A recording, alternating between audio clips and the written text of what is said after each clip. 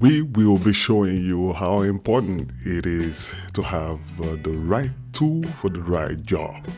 Because believe it or not, using the wrong tool can actually get you into big trouble, as you can see here.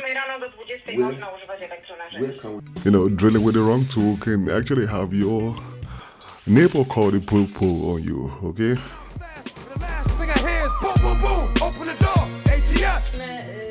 No, w przyszłości, jeśli chodzi o sąsiada. Poproszę również dokument. Dokument, dobrze? no. Sąsiad zgłasza. Alright, so in this project, I'm just going to show you how rough and messy my old storage style used to look like. And you see tools all over the place and baskets. So I decided to research different storage style, like the French Cleat style wall organizer and the regular Powertool rack, as you can see right there. So I got me one that's a little bit solid, and then the second one that's like the French wall, like a board where you could screw it onto the wall and then hang tools right there on the wall. And of course, I'm going to be moving my coat rack from that spot right there and then swapping it with the French Cleat wall organizer. And the tool you're going to need for that is masonry drill bit, and of course, that was my trusty 12-volt hammer drill right there. You're going to see it in action. It has a 2 amp hour battery and some carbide but tile drill bits right there. You see how well that performs drilling against reinforced concrete, and put it in my hammer drill and see how well these bad boys handles drilling into reinforced concrete. So that's the wall cleat right there. That's the French wall clip right there. They clip into each other, and that way you can organize it in a modular way. And people with the iPhone can already know what I'm doing right there. I'm just using the level app, right, to get things straight in. Take my drill bit, put it in the hammer drill, and drill away. But hey, this is a 12-volt power tool, okay? I drilled and drilled and drilled and drilled. I needed, I guess, 24 holes, right? So while I was doing that, wifey sprung into action and was able to simultaneously put the power tool rack together, right? So while I was doing that and drilling away, as you would expect, the popo came knocking at my door. No, w przyszłości, jeśli chodzi o sąsiada. Poproszę również dokument. Dokument, dobrze? no. Sąsiad zgłasza. Alright, so they went and I continued drilling, and drilling I did. But of course, as you would expect, a 12-volt can only drill so far. So went to the local hardware store and got me the real deal right there. That's the Bosch SDS drill bit. And of course, I borrowed SDS rotary hammer drill as well that goes with it. But before putting the big rotary hammer drill into action, I decided to put the SDS drill in my old 12-volt power tool, but it just couldn't handle it. So I borrowed this right here. It's 12 joules, okay, 2 joules. Sorry, it comes. It could handle the real blows right there. Put the batteries with the SDS. This is the real thing. You want to drill it into reinforced concrete, this is the way to go right here. So I put the gauge, and it drilled everything in a matter of seconds. Okay, this just goes to show you the importance of having the right tool for the right job, right? Alright, and the palaver was just for nothing. So I drilled the remaining 24 holes and it went like nothing. Of course, I was able to do, I was able to drill the 24 holes with my 12-volt hammer drill, but it wasn't wide enough and it wasn't deep enough. So this, with the 2 joules rotary hammer drill, it just went through it like hot knife through butter, right? And I finished that, where the French Cleat is gonna be going, and then move on to the Powertool rack right there. All right, that's where I'm gonna be hanging the Powertool.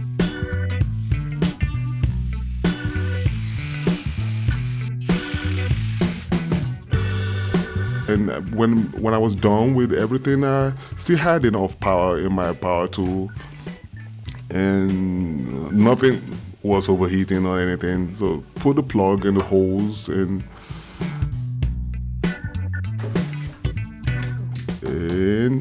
I decided to fasten the screw into the wall. It turned out I was using the wrong screw, so it's important to always have the right tool. So I went for concrete specific plug. All right, so with the concrete specific plug, if you screw on your screw, nothing is going to come out. It's going to make a very strong bond, as you can see right there. So went to the French cleats, put the plug into the right holes in. Then it was time to mount my French cleat wall organizer, as you can see, and it's organized in a modular way, and I just screwed it on into place and fastened the screws right in place, and put the lower one as well, because there's gonna be a whole lot of hanging going on in this project, right? Because I was just tired of having loose tools all over the place, hand tools here and then power tools over there. It's always crucial to have everything all organized, so that way you don't spend half a day trying to look for a tool, right? Because at the end of the day, what's a tool that you can find? Yeah, tell me. All right, so yeah, boxes over there. I got boxes where you could put loose stuff, right? One is gonna be for tapes, and the other one's gonna be for glues. Then you're gonna have wrenches, organizers, and hanger for even other loose hand tools. And it's a must-have. You'll see the end effect. Okay, just keep watching.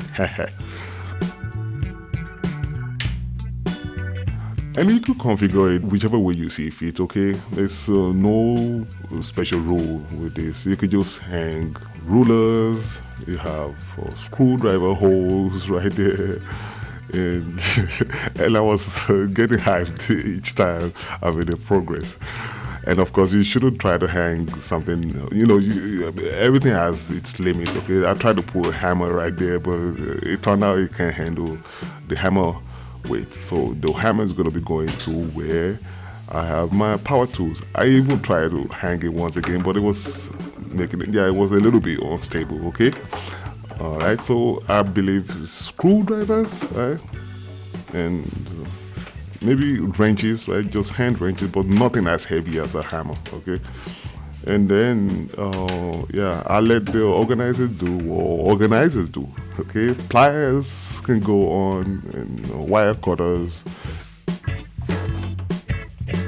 And now to the power tool rack right there. They also went to the wall, and here, this is a much more heavier duty power rack right here, okay?